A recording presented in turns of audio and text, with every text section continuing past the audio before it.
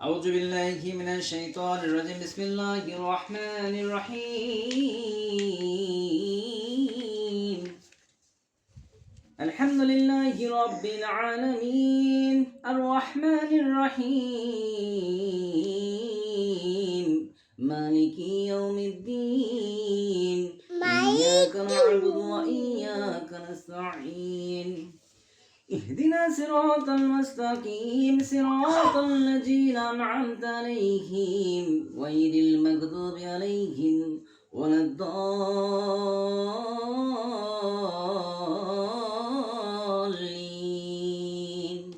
آمين اللهم صل على محمد وعلى ال محمد كما صليت على إبراهيم وعلى ال إبراهيم إنك حميد مجيد اللهم بارك على محمد وعلى ال محمد كما باركت على إبراهيم وعلى ال إبراهيم إنك حميد مجيد আসসালামু আলাইকুম ওয়া রাহমাতুল্লাহি ওয়া বারাকাতুহু। প্রিয় মুসলিম ভাই ও বোনেরা, আমি আপনাদের সাথে একটা বিষয় শেয়ার করব আজকে। সেটা হচ্ছে যে আমি নিজে শিখব এবং আপনাদেরকে জানানোর চেষ্টা করব। আমি নিজে জানবো এবং আপনাদেরকে জানানোর জন্যই এই ভিডিও করা, এই আজকের আলোচনা।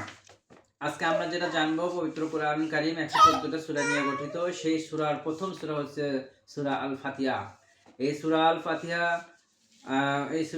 আল্লাহ তাআলা বিভিন্ন সময় বিভিন্নভাবে বিভিন্ন সূরা নাজিল করেছেন বিভিন্ন প্রেক্ষাপটে। এই সূরা আমাদের এই সূরা ফাতিহা নাজিল করেছেন পঞ্চম সূরা হিসেবে আখ্যায়িত।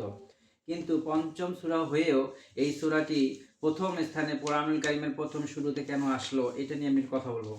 এই প্রথম সূরা কেন আসলো, কারণটা হচ্ছে এই সূরাতে অল্প কথায় গোটা কোরআনুল কারীমের সার নির্যাস উল্লেখ আছে এবং অবস্থান রয়েছে, জায়গা রয়েছে। এই জন্য এই সূরা আল ফাতিহা সর্বপ্রথম কোরআনের প্রথম সূরা হিসেবে অবস্থান দেওয়া হয়েছে এবং এই সূরার 3টি নামে অভিহিত করা হয়েছে। এই সূরা নাজিল হয়েছে মাক্কি যুগে। এই সূরার আয়াত 7টি। এই সূরা আয়াত 7টি এবং এই সূরাটির নাম অভিহিত করা হয়েছে হলো 3 নামে অভিহিত করা হয়েছে। প্রথমত হচ্ছে হলো ফাতিহাতুল কিতাব, উম্মুল কুরআন, আরেকটা হচ্ছে আশ-শাবিহুল মাসানি। তো ফাতিহাতুল কিতাব হচ্ছে কোরআনের সূচনা, অর্থাৎ ফাতিহাতুল কোরআনের অর্থ হচ্ছে কোরআনের সূচনা, প্রথম শুরু। আর উম্মুল কুরআন মানে কোরআনের মূল অংশ, অর্থাৎ 114টির মধ্যে প্রথম সূরা এটা, অর্থাৎ বাকি 113টি সমস্ত সূরার সঙ্গে এই সূরার গভীর মিল রয়েছে। অর্থাৎ গোটা কোরআনুল কারীমের অল্প কথায় সার নির্যাস হিসাবে এই সূরাটাকে আখ্যায়িত করা হয় বলে এটা মূল, অর্থাৎ উম্মুল কুরআন হিসাবে আখ্যায়িত। আশ-শাবিউল মাসানি অর্থ হচ্ছে হলো এই কোথায় 7টি আয়াত আমরা বরাবর সব ক্ষেত্রে সব সময় পাঠ করে থাকি, এর জন্য এর নামকরণ করা হয়েছে আশ-শাবিউল মাসানি। এই সূরার মেজর থিম হচ্ছে আল্লাহকে চেনা এবং তার প্রশংসা এবং তার বরত্ব ঘোষণা করা, এবং কেবল এর মধ্যখানে যে অংশে রয়েছে সেটি আল্লাহ তাআলার আমরা গোলামি করি এবং তারই ইবাদত করি। এবং শেষের অংশে বলা হয়েছে আল্লাহ তাআলার কাছে আমরা তার কাছে সঠিক পথের দিশা চাই, প্রার্থনা করি। তো এই সূরা আল্লাহ পাকের কাছে অত্যন্ত গুরুত্বপূর্ণ ফজিলতপূর্ণ সূরা। এই সূরার এখন আমি কথা বলবো হচ্ছে এই সূরা হচ্ছে শানে নুজুল। আমরা কোরআনুল কারীমটা শুধু গতানুগতিক একটা বই নয়, কোরআনুল কারীমটা হচ্ছে মানব জীবন যাপনের একটা বড়ই গুরুত্বপূর্ণ প্রেসক্রিপশন। এটা মাথায় রাখবেন, আমরা কখনোই যেন এটা না বলি। কোরআনুল কারীম গতানুগতিক কোনো একটা সাধারণ বই না, এটা হচ্ছে মানব জীবন যাপনের একটা গুরুত্বপূর্ণ প্রেসক্রিপশন, এটা মাথায় রাখতে হবে। তো প্রত্যেকটা সূরায় নাজিলের সময় কোনো না বিশেষ প্রেক্ষাপটে বিশেষ কারণে সূরা নাজিল করা হয়েছে। কিন্তু কোরআনুল এই প্রথম সূরা আল ফাতিহা নাজিলের কোনো স্পষ্টতর বিষয় পাওয়া যায়নি। তবে এই কারণে পাওয়া যায়নি কারণ এটা তো পুরা কোরআন শরীফের অল্প কথায় সার নির্যাস। তো এই আজকে এখন জানবো আমরা। তো আজকে আরেকটি বিষয় জানাবো যে এই সেগমেন্ট, অর্থাৎ সূরা ফাতিহার যে সেগমেন্ট, প্রথম অংশে আল্লাহ তার নিজের পরিচয় দিয়েছেন। এই সূরা আল ফাতিহার প্রথম অংশে আল্লাহ তার নিজের পরিচয় দিয়েছেন এবং মাঝের অংশে আল্লাহ ও বান্দার মাঝে যে চুক্তি তা মনে করিয়ে দিয়েছেন এবং বান্দা আর এর শেষে অংশে তুলে ধরেছেন বান্দার পরিচয়। তো আমরা এখন জানবো সূরা আল ফাতিহার ফজিলত।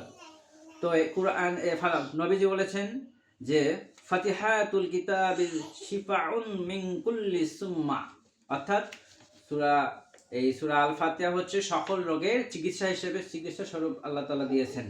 আরো উজ্জ্বল একটি ঘটনা রয়েছে, একটা আলোর একটা সুন্দর একটা হাদিস রয়েছে।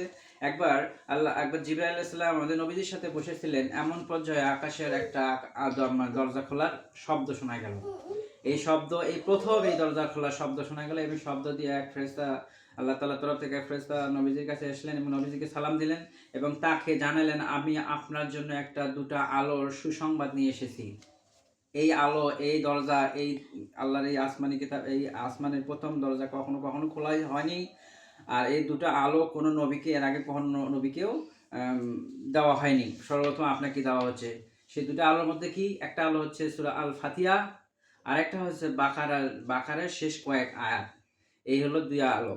ওখান থেকে আপনি আরো একটা কথা বললেন, সেটা হচ্ছে যে এইখান থেকে যে হরফটাই আপনারা পাঠ করবেন, প্রত্যেকটা হরফের প্রতিদান মহান আল্লাহ তাআলা দিবেন।